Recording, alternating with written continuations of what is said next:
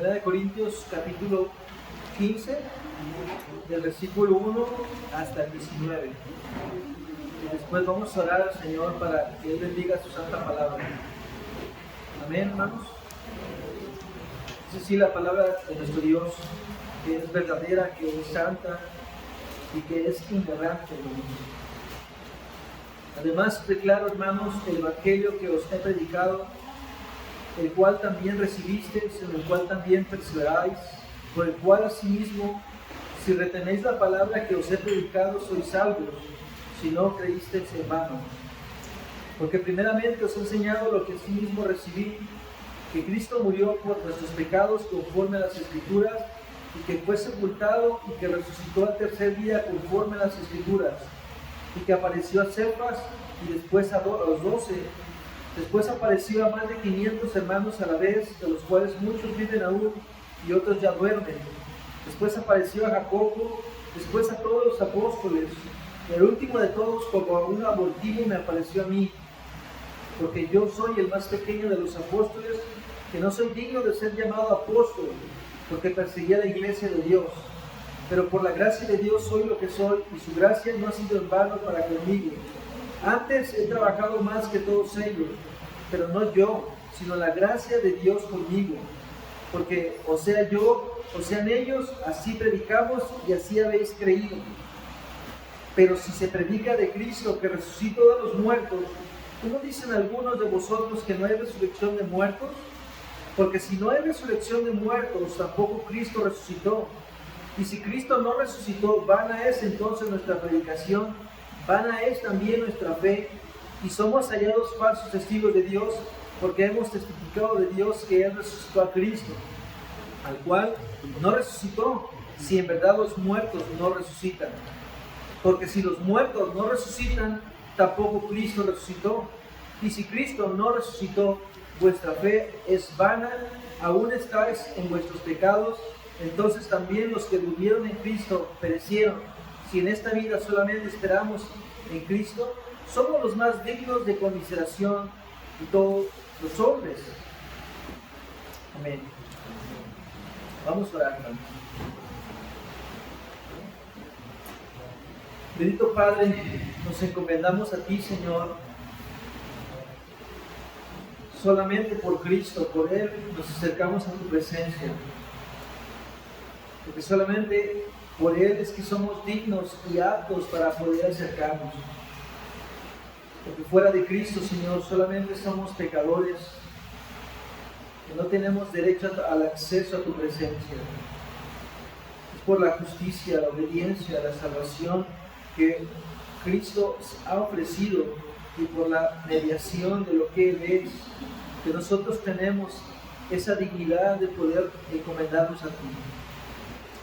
Por esa razón, Padre, pedimos de tu Espíritu que Él bendiga este tiempo, que sea un momento en el cual nosotros seamos animados, fortalecidos, confortados, alentados, Señor, y exhortados a la verdad de tu palabra. Señor, bendice esta predicación, que sea de edificación para nuestras almas, de tal manera, Señor, que podamos nosotros salir con gozo en esta mañana y seguir adelante en esta batalla que tenemos por delante, Señor, porque aún nos espera una batalla ardua, dura contra el pecado, contra Satanás y contra todo lo que se levanta en contra de ti, Señor, y tu iglesia. Pero sabemos que tu promesa dice que las puertas del infierno no prevalecerán contra tu iglesia. Y por esa razón estamos aquí, Señor, de pie, no por nosotros mismos, sino por tu gracia en nosotros. Señor, fortalece esta congregación, y si está en tu voluntad, dar luz, dar vida a los que están muertos en sus pecados, pedimos, Señor, que tú obres en esta mañana y que tu palabra pueda ser predicada y que Cristo pueda ser exaltado en esta mañana, Señor.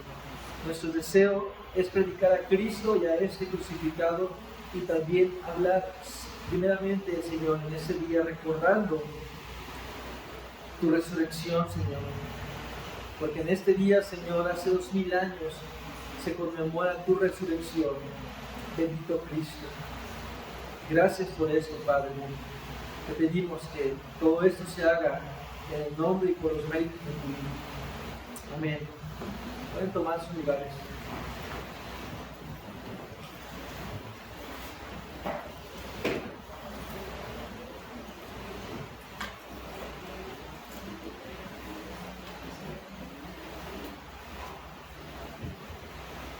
Les pido, hermanos,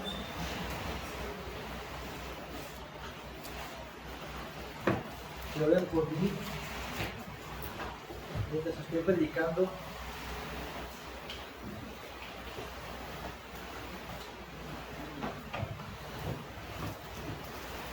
Para que el Señor pueda usar la palabra y esta enseñanza, hermanos, que sea de salvación, de edificación para nosotros, de consuelo. Estaba meditando, hermanos, en esta semana sobre lo que es la Semana Santa en sí, ¿no? Sobre lo que celebra, pues, la tradición en estos días, las formas en cómo el mundo, por un lado, lo celebra. En México, pues recuerden que se van a las playas, las personas se van a pasar un rato de disfrute, pero en realidad, hermanos, estoy convencido por la palabra que podemos ser instrumentos en sus manos, en las manos de Dios, para predicar el Evangelio y sobre todo para poder hablar acerca de lo que se está celebrando en sí, ¿no? Sabemos que en esta iglesia, hermanos, se predica el Evangelio del Señor domingo tras domingo, pero estoy convencido, hermanos, que se debe recordar ese suceso, la pasión de nuestro Señor Jesucristo, su vida, su muerte, lo que es la semana última en la que estuvo aquí en la tierra y donde Él, hermanos, pues pasó lo que pasó, fue tomado, fue llevado a esa pasión conforme a las Escrituras.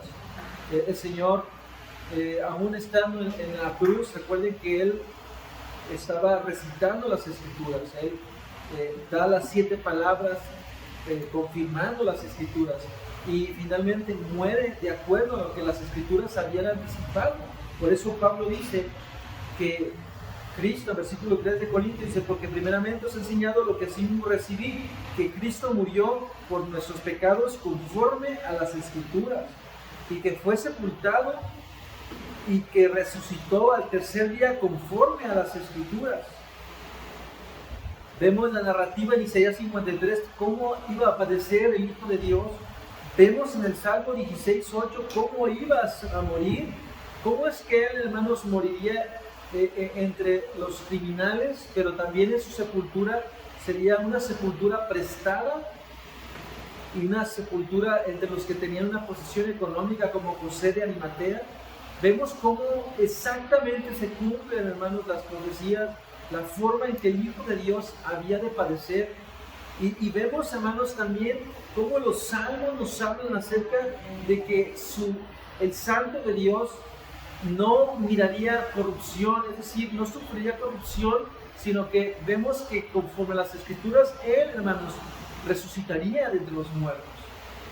Pero basado en lo que acabamos de leer en 1 Corintios 15, nos habla la importancia o la implicación de que como creyentes tenemos que tener claro las implicaciones de la resurrección de Jesús.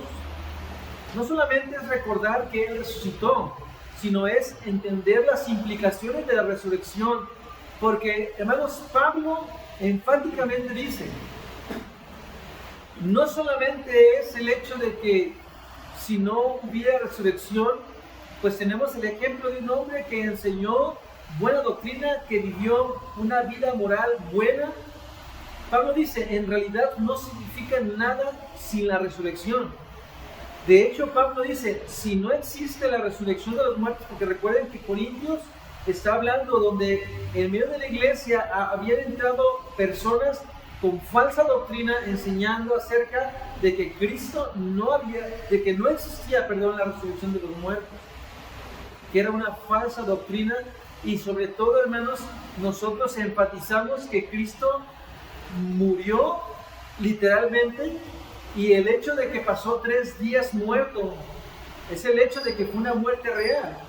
Por esa razón, hermanos, el Señor permitió que fueran 3 días, para que se pudiera confirmar que Él murió, que no solamente se desmayó para después ser reanimado, sino que Él murió,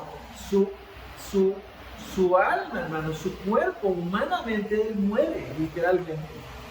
Pero también creemos que en la resurrección Él resucita con su cuerpo, físicamente y literalmente.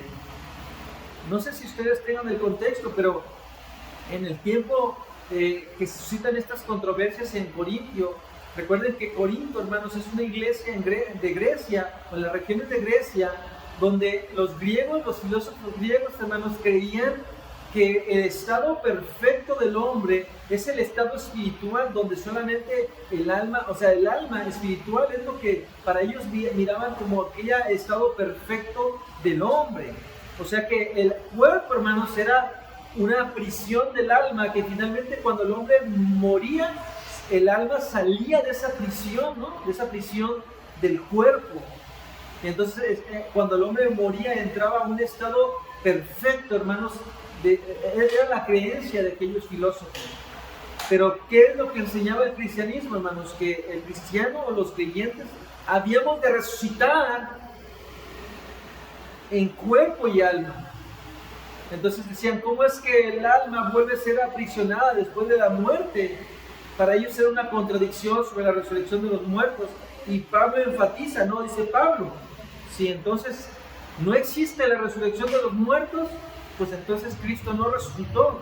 Y si Cristo no resucitó, vana es vuestra fe y están aún en sus pecados. Pero ¿por qué Pablo, hermanos, llega a esta conclusión de que los que niegan la resurrección de Cristo están aún en sus pecados? Porque es necesario enfatizar, hermanos, que como iglesia somos dados a olvidarnos las implicaciones de la resurrección. ¿Qué implicaba, hermanos, la resurrección del Hijo de Dios? ¿Qué implicaba que Jesús resucitó de entre los muertos? ¿Qué implica eso?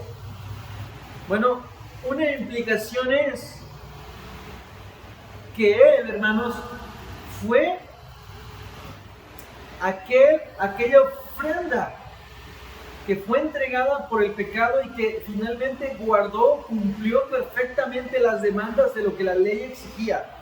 La ley de Dios demandaba, hermanos, una justicia perfecta, pero también la ley demandaba la vindicación de los mandamientos quebrantados. O sea, la paga del pecado es la muerte.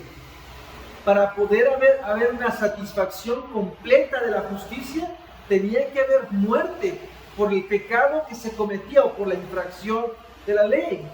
Hermanos, eso es lo que dicen las Escrituras en el Antiguo Testamento, que sin muerte, sin derramamiento de sangre, no hay perdón de pecados, porque tenía que satisfacer la ley de Dios.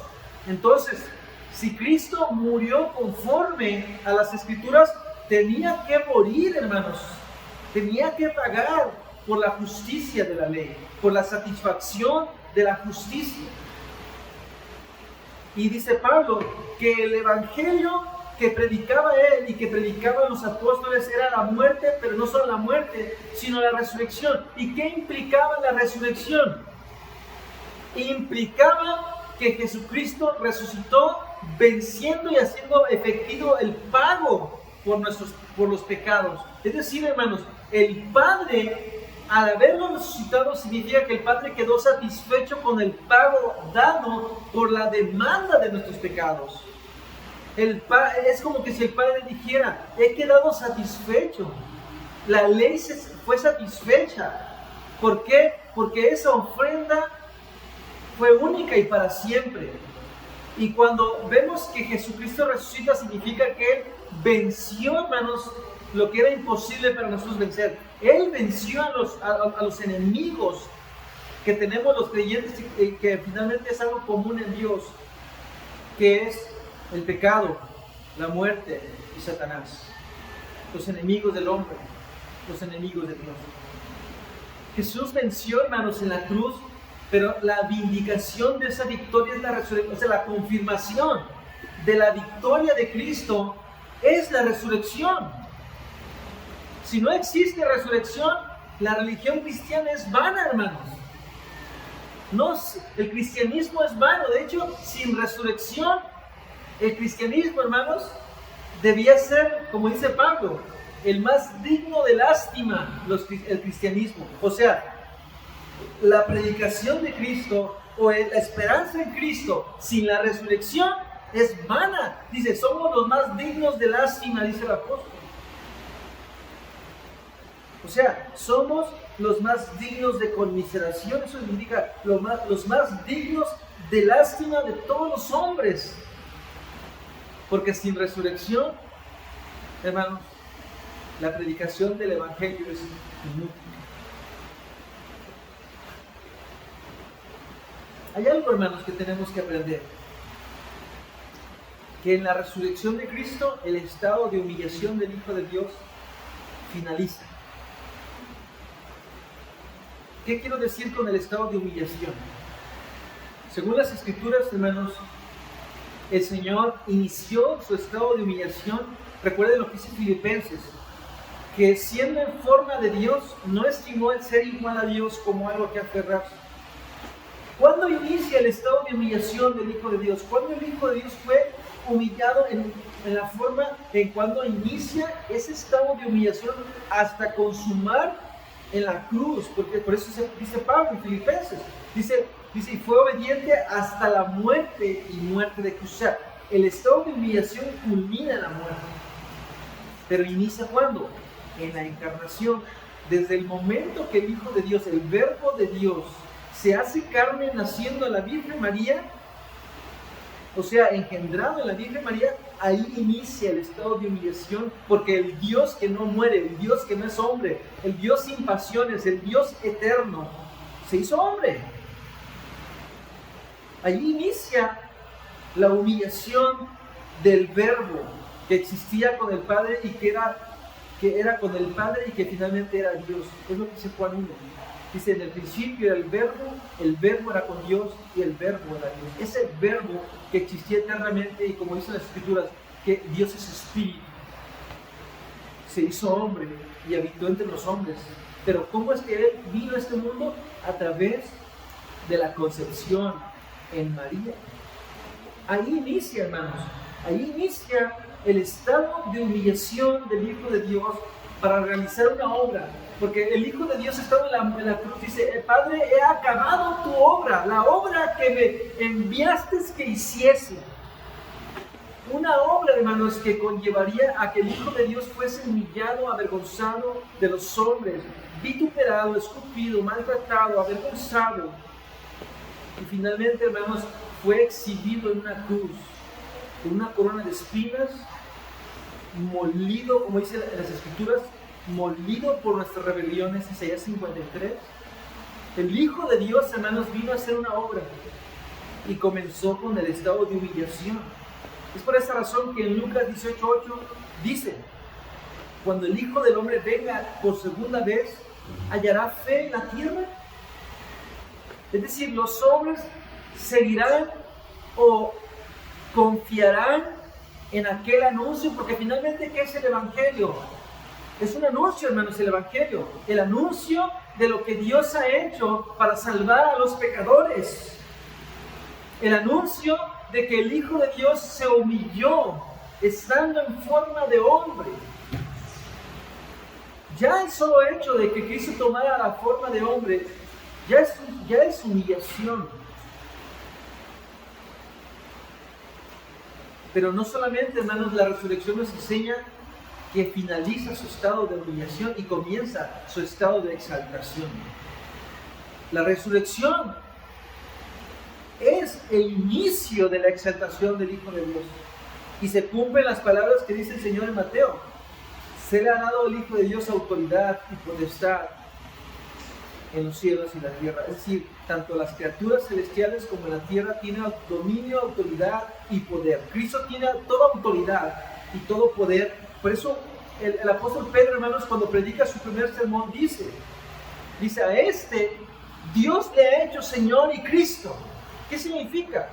A este suelto los dolores de la muerte, dice la muerte no lo pudo retener, y cuando él resucita dice, lo hizo Señor y Cristo. Significa, hermanos, que es el designado de Dios. El Cristo significa el ungido, y Señor significa tiene toda potestad y autoridad. Dios el Padre le ha dado toda autoridad al Hijo para juzgar a vivos y a muertos. Eso significa lo que dice el apóstol Pedro. A este Dios le ha hecho Señor y Cristo, el ungido, el designado por Dios para juzgar a vivos y a muertos.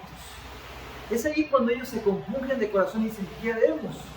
Entonces ahora, después de haber dado muerte al Hijo de Dios, al bendito que estábamos esperando, que fue partido y morido. Pero noten, hermanos, también la resurrección nos enseña algo más, porque la resurrección nos enseña, hermanos, la divinidad, o sea, nos enseña la deidad del Hijo de Dios. Cristo no solamente era un hombre, sino Cristo se enseña su divinidad. ¿En qué consiste la divinidad? Noten, hermanos, que Cristo participa en su propia resurrección. Es cierto que las Escrituras dicen que el Padre lo resucita, y también dice que por el Espíritu Eterno fue resucitado, pero también dice la Escritura, yo tengo poder para entregar mi vida y tengo poder para volverlo a tomar. O sea, el Hijo de Dios participa en la resurrección de su propio cuerpo.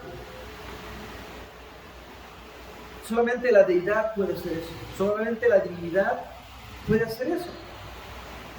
Entonces, la resurrección afirma que Cristo es Dios de Dios, que no es creado por el Padre, sino que Él es eternamente coigual al Padre. Es Dios de Dios, luz verdadera de luz verdadera. Hermanos, John Gill dice que de este modo la resurrección de Cristo ratifica una prueba de su propia deidad y filiación divina. Se demuestra en que el Señor Dios Todopoderoso, es decir, que es Señor Dios Todopoderoso, eso declara que el Hijo de Dios con poder y es Señor de todos los muertos como de los vivos, que Él tiene las llaves del infierno y de la muerte y que abrirá las tumbas de su pueblo y los liberará. Es decir, hermanos, los creyentes tenemos una esperanza, que nuestra muerte no es el final, sino que los creyentes nos animamos y nos fortalecemos en que así como Él resucitó de entre los muertos y tiene la autoridad para poder abrir los sepulcros, tenemos la esperanza de que un día, hermanos, estaremos y resucitaremos y estaremos frente a Él. Y no solamente como ahora vivimos, hermanos, meditamos en su palabra, meditamos en Él, en sus perfecciones, en sus virtudes, pero un día le veremos tal y como Él es, cara a cara, y contemplaremos al Hijo de Dios resucitado con cuerpos resucitados. La resurrección, hermanos, es la ratificación de nuestra esperanza,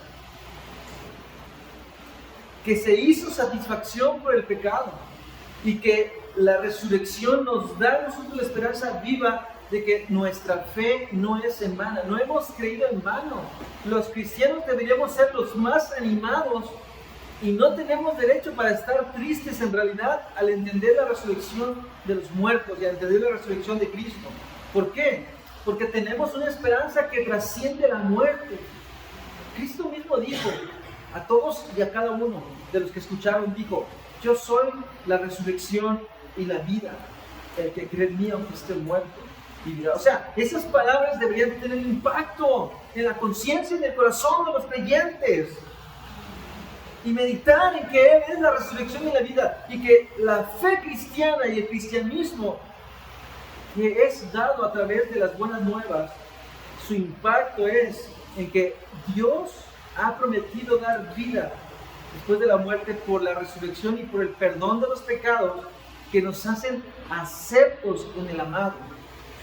No tenemos, hermanos, garantía de que nos enfrentaremos a Dios en el día del juicio y saldremos librados bajo nuestras propias justicias o bajo nuestras propias obras, sino por la muerte y la resurrección del Hijo de Dios.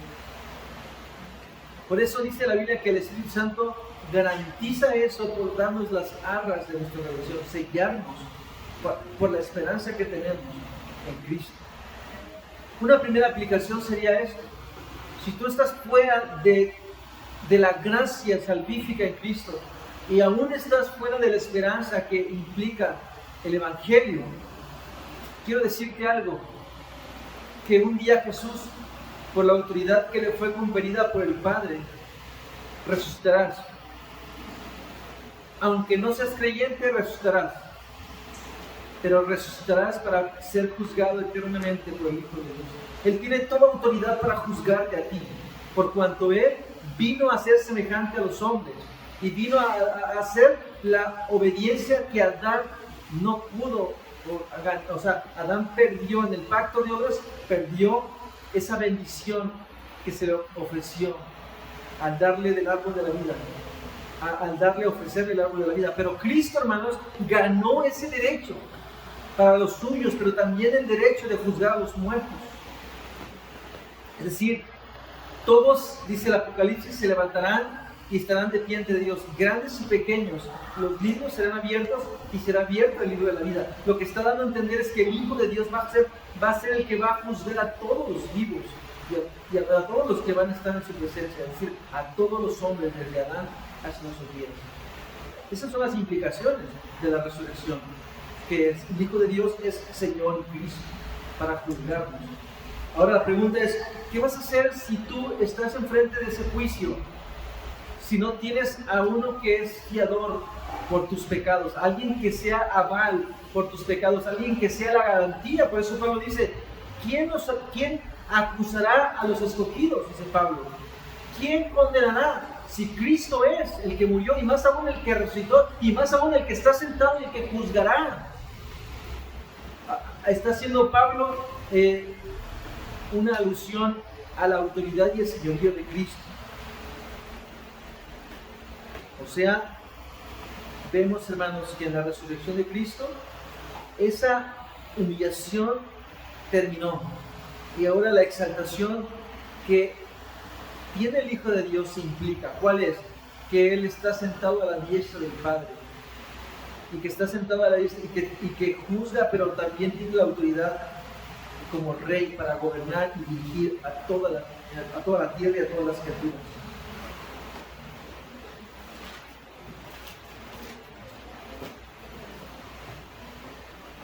En Juan 17, hermanos, Jesús oró así: Padre, glorifícame tú al lado tuyo con aquella gloria que tuve contigo antes que el mundo fuese.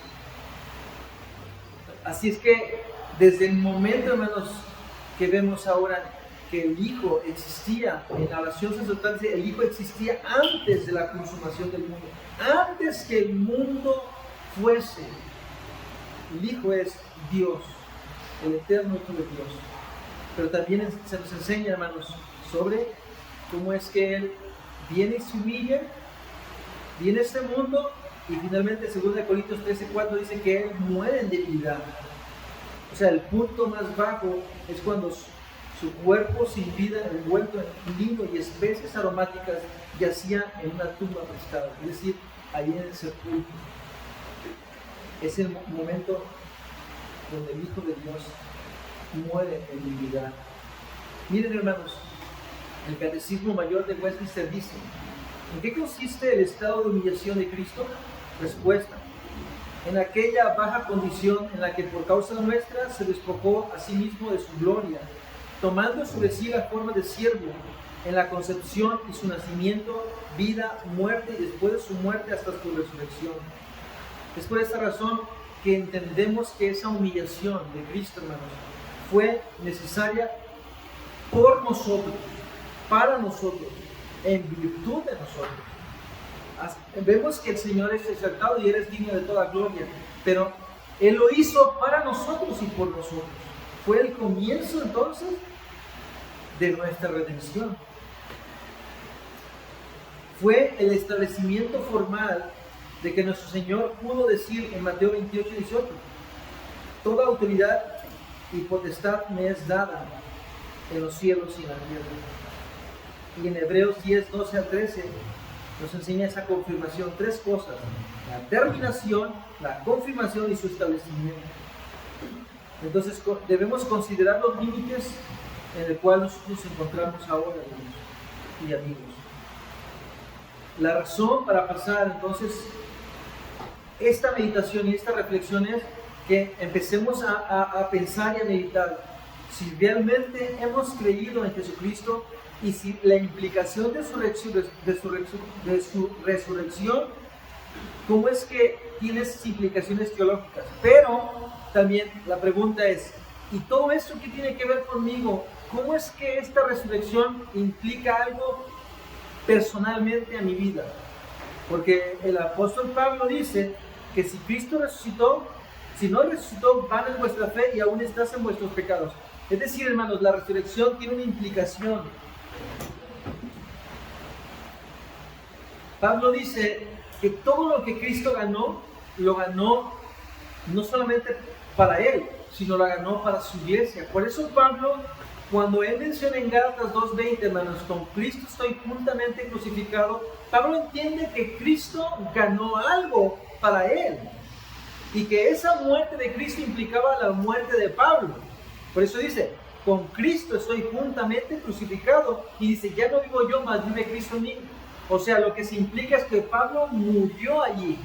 Cuando Cristo muere en la cruz, al darle el don del arrepentimiento y de la fe, Pablo entiende que ese acto de creer en Cristo le une tanto, hay una unión mística con Cristo que hace que él entienda que él muere en la cruz también. Y que cuando Cristo resucita tiene una implicación, que la resurrección implica la vida nueva que Cristo ganó. Para todos aquellos que creen, lo que implica es esto, hermanos, de la resurrección: que si Cristo murió, morimos nosotros al pecado, y si Cristo resucitó, resucitamos para andar en vida nueva. O sea, el punto es que la regeneración es obtenida mediante la muerte y la resurrección del Hijo de Dios. Y si nosotros, hermanos, aún vivimos en el pecado y practicamos en el pecado y no estamos caminando esa fe que agrada a Dios, esa vida de santidad que glorifica a Dios, aún estamos en nuestros pecados. Es decir, para nosotros es vana la resurrección, porque la resurrección todavía no se ha hecho en nosotros.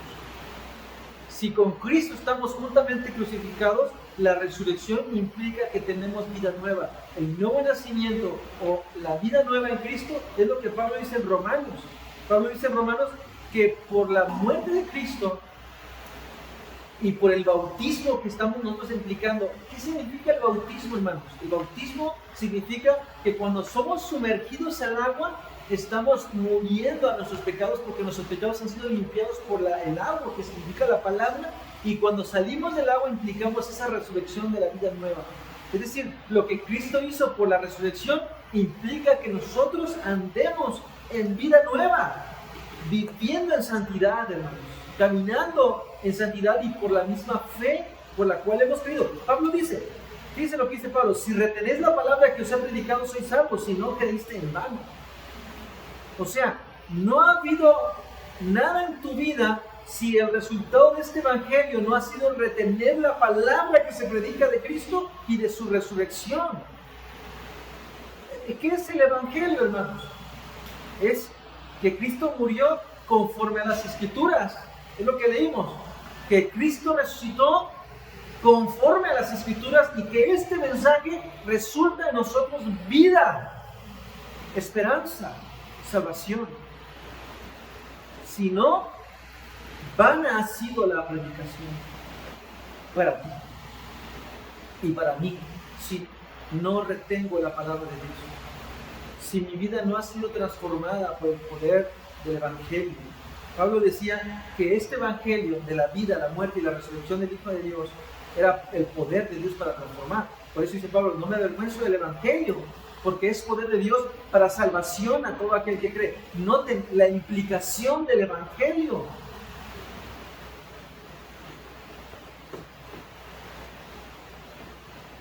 Pablo habla, hermanos, de la ratificación de la resurrección. Pablo dice que en la resurrección el Señor le apareció primeramente a Pedro. Dice, apareció a Cefas. Obviamente, sabemos que el apóstol está mostrando a los apóstoles, dice, y después a los 12. Después apareció más de 500 hermanos a la vez, los cuales aún viven y otros ya duermen. Pero está hablando de una ratificación, hermanos. Ahora bien, recuerden, hermanos, que los apóstoles no eran personas que en realidad creyeron en la resurrección al principio. Recuerden que ellos ni siquiera creían en las palabras de Cristo al principio, de que Él moriría y resucitaría. Recuerden que cuando Jesús muere pareciera, porque la mayoría de los apóstoles se van, el único que continúa era Juan, pero los otros se van, hermanos. Es decir, ellos en realidad no estaban creyendo las palabras de Dios y las palabras de Cristo en un inicio. Ellos no pudieron inventar la resurrección de Jesús porque ellos ni creían al principio en la resurrección. Ellos pensaban, se acabó todo. Cristo murió y se acabó. Nuestro Señor fue crucificado y murió. No tenían la esperanza de la resurrección aún en ese momento. Ellos estaban tristes, desconsolados, desanimados, hermanos. Eso es lo que nos enseñan las Escrituras. De hecho, cuando van las mujeres en la primera hora, hermanos, cuando Él resucita, ellas van, pero van tristes y dicen, ¿dónde está mi Señor? No van con la fe de que sabemos que Él va a resucitar, tenemos esa confianza de que Él va a resucitar. No, ellas iban tristes, desconsoladas, porque su Señor había muerto. Y es por esa razón que los ángeles dicen, ¿por qué buscas al que vive entre los muertos? ¿Por qué están así? ¿Por qué están tan turbadas? O sea, ¿por qué están tristes? Él dijo que Él resucitaría. Entonces, ellas no estaban atónitas, o sea, estaban ellas asombradas, pero aún los propios discípulos, cuando estaban reunidos, la mayoría, hermanos, estaba convencido de las palabras de Tomás. Es que muchos decimos, es que Tomás solamente fue el único incrédulo. No, los demás apóstoles también, hermanos. De hecho, el mismo apóstol Pedro, que le había negado 3 veces, vemos, hermanos, que cuando el Señor se le aparece a Pedro, Pedro ya estaba en la barca.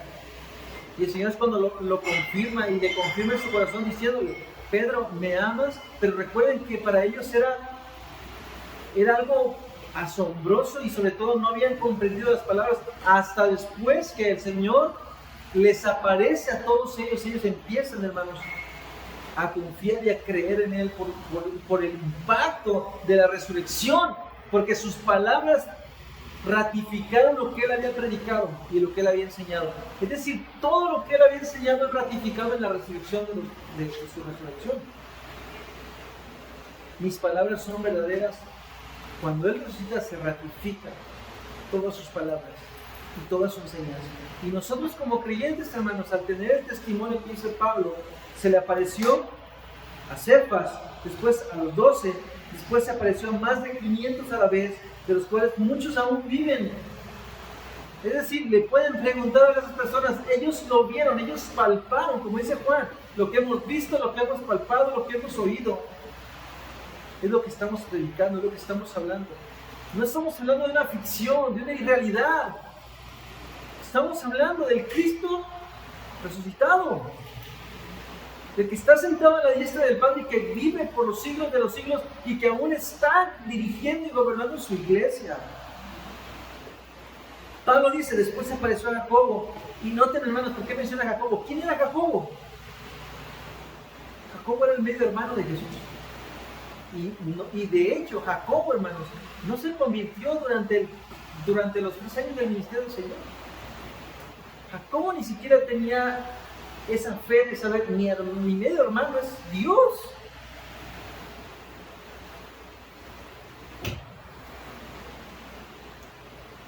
Jacobo, hermanos, después da su vida por la fe en su hermano. En su hermano. Que, hermanos, aquí se rompe eso que dice, nadie es profeta en su propia tierra. Cristo se ganó a su hermano. Y su hermano, hermanos, da testimonio. La carta de Santiago es la carta de su hermano, de su medio hermano. Y él testifica de la resurrección. Y testifica, él era el Hijo de Dios, que vino a morir. Porque Santiago ya no lo reconoce a Cristo como su medio hermano, sino lo reconoce como su Señor. Por eso dice Santiago, dice que Él era su Señor. Se ve como un esclavo de Cristo.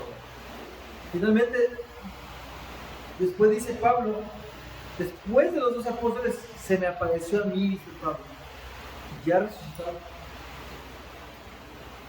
como a un abortivo.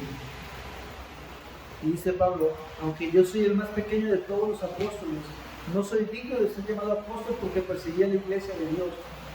Pero por la gracia de Dios soy lo que soy y su gracia no ha sido en vano para conmigo. Es decir, hermano, la gracia que le fue dada por medio del Evangelio y por la salvación que le fue dada, ¿cómo es que Pablo dice, esa gracia no fue en vano? Por el testimonio de vida de Pablo, hermanos. ¿Cómo es que este impacto de la salvación le llevó a usar su vida, sus dones, peligros, hambre, desnudez, hermanos? Fue apedreado, fue náufrago. O sea, digo, eso es lo que Pablo menciona. Dice Pablo, la gracia de Dios en mí no ha sido en vano. ¿Por qué? Porque lo ha llevado a servir al Señor más con ahínco. La pregunta es para ustedes, hermanos. ¿Cómo están siendo movidos y cómo es que la gracia de Dios no ha sido en vano en ustedes?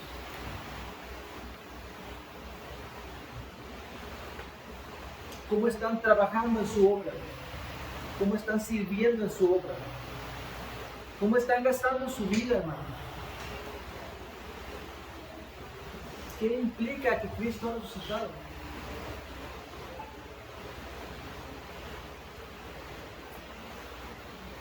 Se supone, hermanos, que el mensaje del Evangelio que resultó para nosotros en vida nos ha llevado a considerar esto.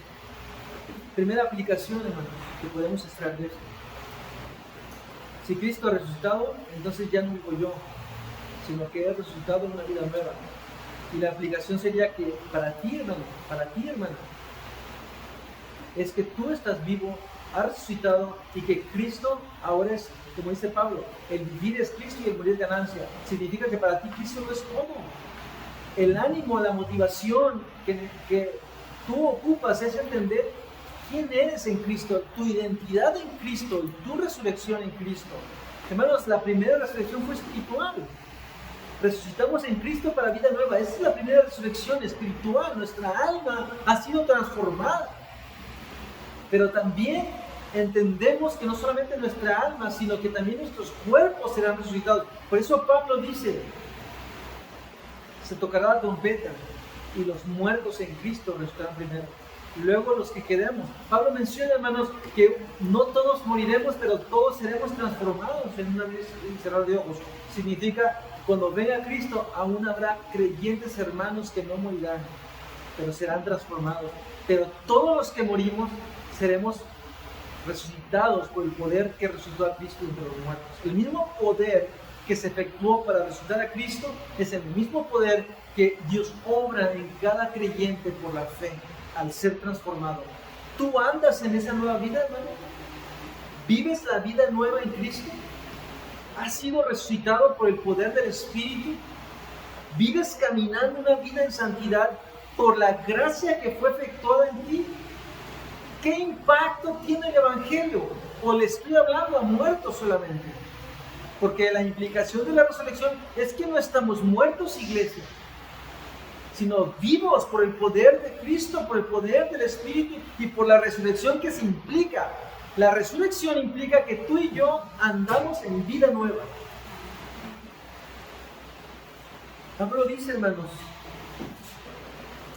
en Romanos 6, dice así: ¿qué pues diremos? ¿Perseveraremos en el pecado para que la gracia abunde? En ninguna manera, porque los que hemos muerto al pecado, noten, hermanos, la implicación de su muerte significa que morimos al pecado. Cristo murió en la cruz, nosotros morimos al pecado. ¿Qué es lo que llevó a Cristo a morir a la cruz? Es el pecado. Y dice Pablo, ¿cómo viviremos ahora en él? ¿O no sabéis que todos los que hemos sido bautizados en Cristo Jesús hemos sido bautizados en su muerte?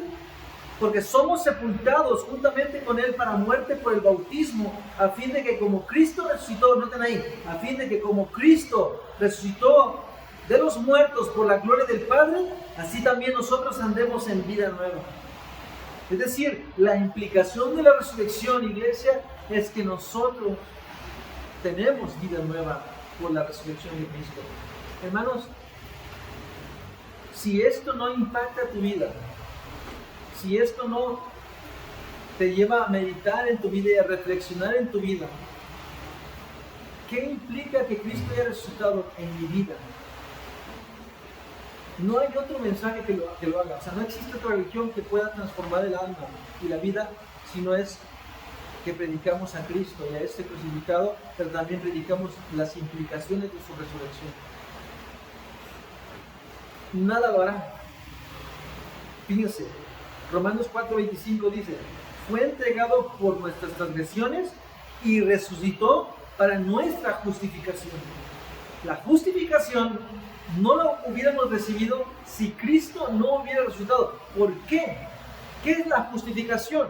¿Que Dios declara a personas culpables? ¿Cómo las declara? Justas. ¿En virtud de quién? De alguien que vivió en el lugar de ellos. Pero supongamos que si Cristo no hubiera resucitado, entonces aquella persona que pagó la deuda y todavía no resucitó, nunca resucitó, como lo que Pedro analiza y dice, sabemos que el patriarca David murió y que está entre nosotros su cuerpo, o sea, que murió, su tumba está entre nosotros, que David no resucitó, dice. Pero sabemos que Cristo resucitó y que Él, hermanos, fue el designado por Dios. Pero, dice Pedro, entonces, que Pablo dice, la implicación de la resurrección significa que el que pagó esa deuda, el que pagó la deuda de nosotros, se implica que no está en cárcel, que no está todavía en juicio, que no está todavía muerto por los pecados, sino que ya pagó esa deuda completa. Cuando Jesucristo dice, consumado es, significa la deuda, el pago está hecho y no hay más deuda que se deba. Por lo tanto, cuando Él resucita, se implica que Dios otorgó el perdón de nuestros pecados. Eso significa que por su resurrección somos justificados. Que no hay, que se cumple lo que dice Isaías, por cárcel y por juicio fue quitado. La resurrección implica, hermanos, que Jesús ya no está pagando una deuda por nuestros pecados, que fue pagada completamente y que el Padre aceptó esa deuda, ese pago, y que nosotros por esa resurrección somos justificados para poder tener el perdón de nuestros pecados. O sea, se entiende entonces que si somos justificados, ninguna condenación hay para nosotros. No hay juicio, no hay condenación, porque el bendito Hijo de Dios murió por nuestros pecados, pero resucitó para nuestra justificación. Es decir, resucitó para que se aplicara a nosotros el perdón de nuestros pecados.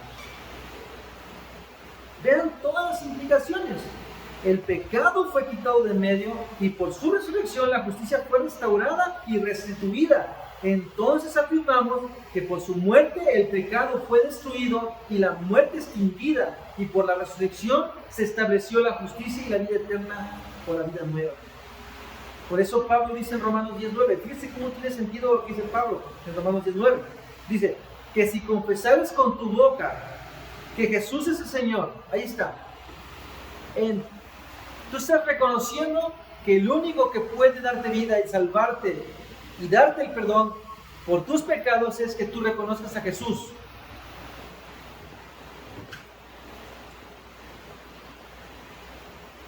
Y dice Pablo, y creyeres en tu corazón que Dios le levantó de los muertos, serás salvo.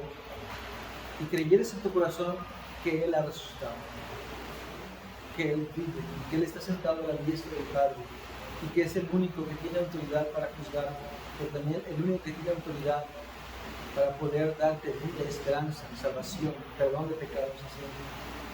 Entonces serás salvo, dice Pablo. Se implica entonces que en la resurrección nosotros somos justificados.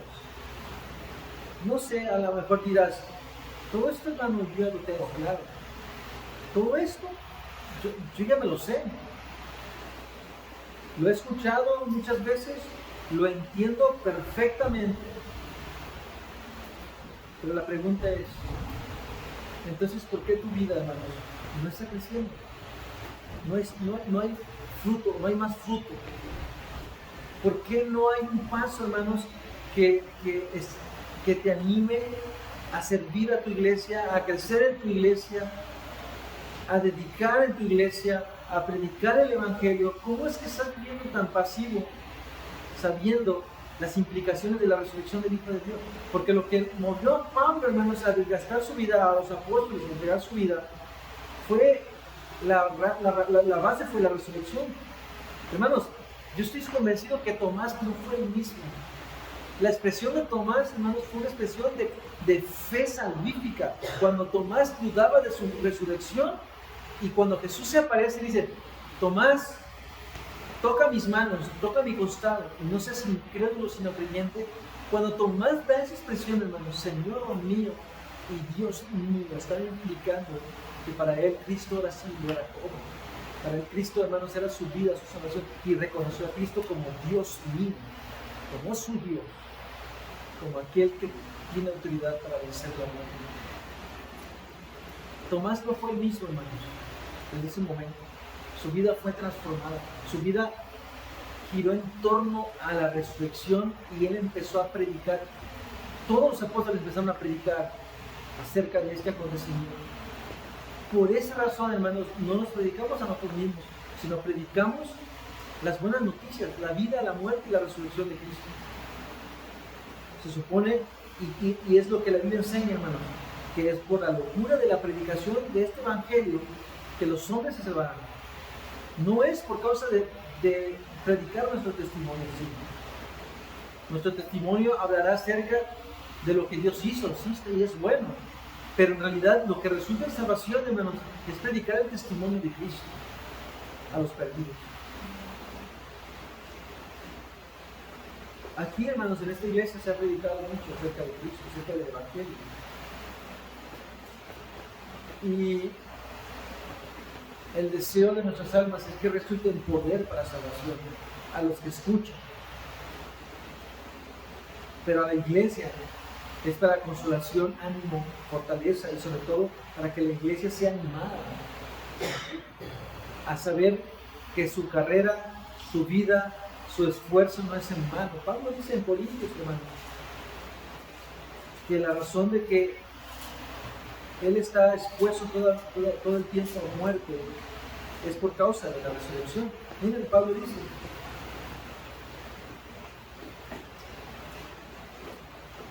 ¿qué efecto tiene la resurrección? Dice Pablo. Porque así como en Adán todos mueren, también en Cristo todos serán vivificados, pero cada uno en su debido orden. Cristo las primicias, luego los que son de Cristo en su venida. Luego el fin, cuando entregue el reino al Dios Padre, cuando haya suprimido todo dominio, toda autoridad y potencia, porque es preciso que el que reine, que Él reine hasta que haya puesto a todos sus enemigos debajo de sus pies. Y el postrer enemigo que será destruido es la muerte, porque todas las cosas las sujetó debajo de sus pies. Y cuando dice que todas las cosas han sido sujetadas a Él, claramente se exceptúa aquel que sujetó a Él todas las cosas, hablando de Dios, el Padre. Pero luego que todas las cosas le estén sujetas, entonces también el Hijo mismo se sujetará al que le sujetó a Él todas las cosas, para que Dios sea todo en todos. Y luego más adelante dice Pablo, dice, si como hombre batallé en Éfeso contra fieras, ¿qué me aprovecha si los muertos no resucitan? Pues entonces comamos y vivamos porque mañana moriremos. O sea, Pablo dice, las implicaciones de la resurrección, no solamente que entendamos que si no hubiera resurrección, pues por lo menos tenemos un buen testimonio y un buen ejemplo de alguien. La enseñanza de Jesús fue buena, la doctrina de Jesús fue buena, fue un hombre bueno moralmente, un hombre justo. Pablo dice, no, o sea, no significa nada todo eso, ni la enseñanza ni la doctrina significa nada si Cristo no resucitó de los muertos. Nuestra predicación es vana. Pablo dice, no, o sea, no es que tengamos un buen ejemplo de él, o simplemente como algunos hermanos pueden decir, bueno, ¿Por qué causas tú vives absteniéndote del pecado, guardándote en santidad, viviendo para la gloria de Dios, si en realidad no hay resurrección de muertos? Pablo dice, no desgastes tu vida en eso. Mejor come, bebe, disfruta, que mañana vas a morir. Y se acabó. No hay nada que hay después de la muerte. No existe nada. ¿Por qué? Porque la implicación, hermanos, de la resurrección es la razón por la cual los cristianos vivimos y estamos todo el tiempo, hermanos, sujetos a muerte. Pablo dice más adelante, no erréis. Las malas conversaciones corrompen las buenas costumbres. Hermanos, la verdad de esta doctrina implica las acciones de nuestra conducta. Si nosotros no tenemos un claro entendimiento de las doctrinas del Evangelio, nuestra vida, hermanos, será afectada de tal manera que vivamos como vivimos. Si esta iglesia, hermanos, no crece y es pasiva en su vida práctica, es porque en realidad su conocimiento está completamente por los suelos acerca de las implicaciones del Evangelio. Por eso Pablo dice, las malas conversaciones, de lo que hablas, dice, afecta y afectará, dice Pablo, las buenas costumbres. Es decir, la práctica de tu cristianismo será afectado por lo que hablas y te llenas en tu práctica. No solamente es decir, hermanos, que no tengo mucho tiempo para leer, no tengo mucho tiempo para estudiar, es que va a afectar tu vida. Si no entiendes el Evangelio, si no estudias el Evangelio, si no escudriñas acerca de lo que significa Cristo, su vida, su muerte y su resurrección, tu vida va a carecer espiritualmente. Tu forma de vivir, tu conducta, tu vida espiritual, tu práctica será errada. ¿Qué afectó a los corintios? Escuchar malas doctrinas, escuchar malas conversaciones que negaban la resurrección de los muertos y afectaría su vida. O sea, Pablo dice, todo se desbarató y no has creído en vano. ¿Por qué? Porque si tú aceptas esas herejías, entonces está implicándose que en realidad no has creído en el Evangelio, ni has entendido lo que implica el Evangelio. Vean lo que dice Pablo. O sea, eso significa el contexto cuando dice Pablo, no erréis, las malas conversaciones corrompen las buenas costumbres, sino velad debidamente y no pequéis, porque algunos no conocen a Dios, para vergüenza vuestra lo digo. Pero dirá alguno, ¿cómo resucitarán los muertos o con qué cuerpo vendrán? Necio, lo que tú siembras no se edifica si no mueres antes, dice Pablo.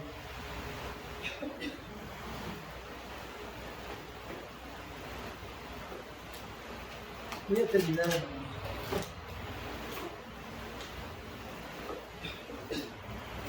y solamente voy a terminar dándoles una aplicación final.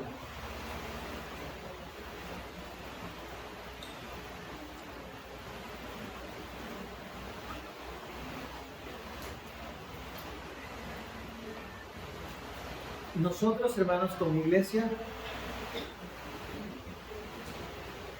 necesitamos pasar tiempo meditando, platicando, conversando en nuestras reuniones acerca de estos acontecimientos, pero no solo de esto, sino acerca de la doctrina del Evangelio en general. Si tenemos la oportunidad de platicar con alguien en nuestros ágapes, platiquemos acerca de las implicaciones del Evangelio.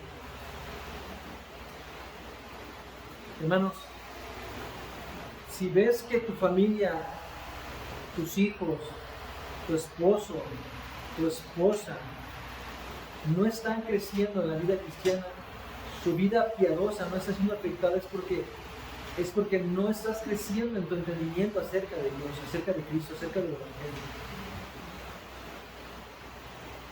Nuestra familia, hermanos, está siendo atacada, tu familia está siendo atacada, tenemos un adversario común, y ese adversario es Satanás.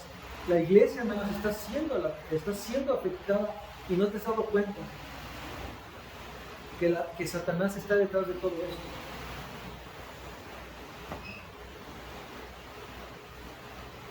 Hermanos, como creyentes tenemos que fortalecernos y animarnos, alentarnos. La fuente del gozo y de la esperanza se encuentra con Cristo nuestro Señor.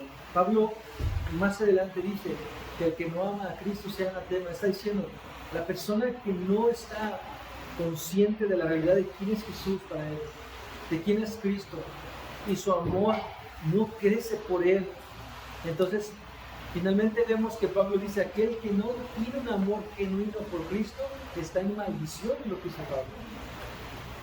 O sea, hermanos, no hay un ánimo en la iglesia, no hay un ánimo para ti que lo encuentres fuera de una conversación que hable acerca de Cristo, porque conocer más a Cristo nos va a alimentar el corazón de tal manera que podamos ser animados a servirlo a Él, a vivir para Él, a enamorarnos más de Él, a conocer las virtudes de Cristo. O sea, no vamos a crecer nunca si no pasamos tiempo conversando acerca de Cristo. Por eso dice Pablo, las malas conversaciones corrompen las buenas costumbres. Hermanos, si pasas tiempo más hablando de la cocina, de los cosméticos, del alimento, del trabajo, de lo que sea que hables, y no digo que sea pecaminoso que hables de eso, sino si no hablas nada de Cristo y de su Evangelio, tu vida no va a ser afectada jamás. O sea, Pablo dice, probablemente a los Gálatas, dice Pablo, probablemente he trabajado en vano con ustedes. ¿Por qué? Porque la predicación se hizo vana si no hay un efecto. O sea, hermanos, ¿de qué sirve predicar aquí en la iglesia si tu vida es la misma y no ha cambiado, no has avanzado nada? Tiene que haber un impacto. O sea, el fruto de la predicación de Cristo, el fruto, ¿cuál es? La obediencia a Cristo, no al pastor, a Cristo. Si no hay obediencia a Cristo en su palabra, en poco, en vano está esto, en vano afecta que entiendas esto. No se trata de entenderlo, porque yo sé que intelectualmente lo entiende. Se trata de qué ha pasado de ese entendimiento a tu corazón y la práctica. ¿Cómo es que estás unido a ese Cristo? Para que pueda haber fruto. O sea, Pablo entiende, hermanos, que el Evangelio en él fue que resultó en él vida nueva, esperanza nueva. O sea, Pablo dice, se volvió algo tan real que soy uno con Cristo, Él es mío y yo soy de Él. O sea, la implicación del Evangelio es esa realidad. De nada sirve entender el Evangelio si ese Evangelio no me ha transformado, no me ha llevado a crecer en mi vida espiritual, en mi santificación. ¿Qué es la santificación? Ser conformado a la imagen de Cristo, algo tan sencillo como eso. Eso es la santificación. Hermanos, nadie va a ir al cielo que no sea semejante a Cristo. Por eso Pablo dice, Juan dice, le veremos cara a cara y seremos semejantes como Él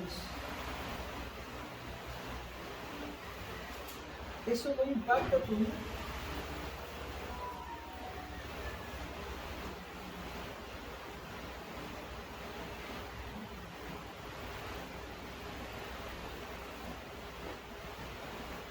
Yo pienso, hermanos, que entender la resurrección nos debe llevar a reflexionar y a meditar. Si Cristo resucitó, soy justificado, soy perdonado, no hay condenación. Viva o muera, no hay condenación. Tengo esperanza y sé que el futuro es seguro. ¿Por qué? Porque Cristo resucitó. Y si Él resucitó, el Padre ha quedado satisfecho con su muerte al haberlo resucitado. Pero también implica que yo tengo paz y consuelo y gozo, porque sé que Él murió por mis pecados y que está sentado a la diestra, y no solamente eso, Él mismo es el que va a juzgar a las naciones. Él me reconoce como su hijo, Él me reconoce como aquel que le pertenece. Jesús dice, yo soy la vid, vosotros los pámpanos. El que no permanece en mí, ¿qué le pasa? Se seca y se muere. Entonces vemos, hermanos, que la implicación de su resurrección nos debe llevar a la esperanza, al gozo y al ánimo. Pero también a esforzarnos cada uno, hermanos, según la posibilidad que tengamos de crecer y de ser para otros una bendición espiritual, es decir, animar a otros, fortalecer a otros. Hebreos dice que no dejemos de congregarnos como algunos tienen por costumbre, pero ¿para qué? Para estimularnos al amor y a las buenas obras. ¿Cómo nos estimulamos, hermano? ¿Cómo nos estamos estimulando si el 90% de mis pláticas no es nada acerca de Cristo, acerca de su palabra?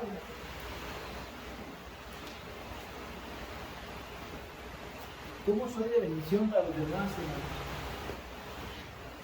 Debería este evangelio impactar tu vida y cambiar y arrepentirte y volverte al Señor y pedirle al Señor: Señor, si yo no he resucitado juntamente con Cristo, pues quiero resucitar.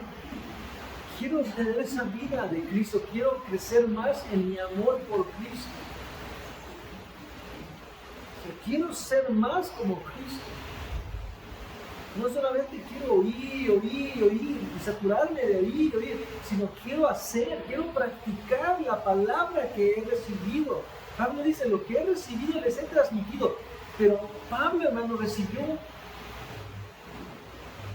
recibió esa salvación. Por lo tanto, da esa de gracia lo que recibe. Igual nosotros como cristianos tenemos que influenciar a nuestros hijos sobre el evangelio. Tenemos que influenciar a nuestra esposa, a sus esposos, a su familia, cerca de Cristo por su conducta y por su santidad. Si no, es en vano. Y más, hermanos, no estudiar acerca de lo que implica la resurrección o el evangelio, sí, la muerte, la vida. ¿Qué vamos a predicar, hermanos? ¿Qué vamos a hablar si no aprendemos de su palabra para predicar su palabra? El Señor Jesucristo mismo dijo: santifícalos en tu verdad, tu palabra es verdad. Llenémonos de la verdad y llenémonos de la palabra para predicar la palabra y llevarla a otros. Otro texto del Antiguo Testamento dice: ¿qué tiene que ver la paja con el trigo? El que tenga su sueño, cuente su sueño, pero ¿qué tiene que ver mi palabra con eso? Es decir, hermano, a la ley y al testimonio, si no hablasen conforme a lo que está escrito, es porque no les ha merecido. El punto es este, de que la palabra de Dios es la que purifica y limpia. El remedio para el mundo es la palabra, el evangelio de nosotros.